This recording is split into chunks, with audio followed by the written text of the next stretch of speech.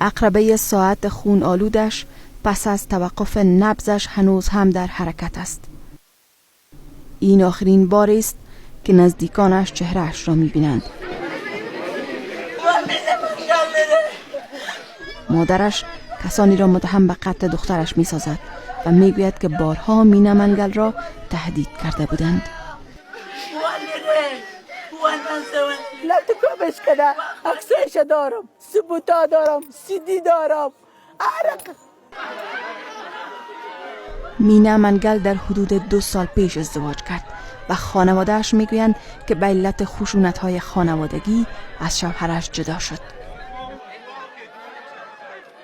دو محکمو د دې ته د تفریق ور کړی دی په سبب ضرر. نو زه وایم چې دا مالور چې دوی تښتولې وه تر مرزاکۍ پورې، خو ته بنده خو دغه کار کړی. مینې سره ظلم لږه ورځ نسې نامزد سوی ظلم ده ورسره، تر څو چې واده سوله ظلم و. مونږ د هغې د حق غوښتونکي وو، چې دا بېځایه ظلمونه، بېځایه ننګهار. مینا منگل شاعر بود، او همیشه نوشته میکرد و خانواده خود را حمایت مالی میکرد.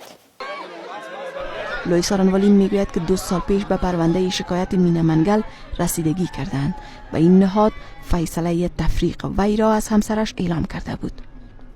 در برج 7 سال 1396 دوسیه زینا بر ریاست حکومت کابل محول شده. پس از او کدام شکایت مبنی بر تهدید یا مبنی بر مشکلات دیگه به سارمالی افغانستان درج نکردین. مینا منگل در سال 1367 هجری خورشیدی در ولایت پکتیا به جهان آمد.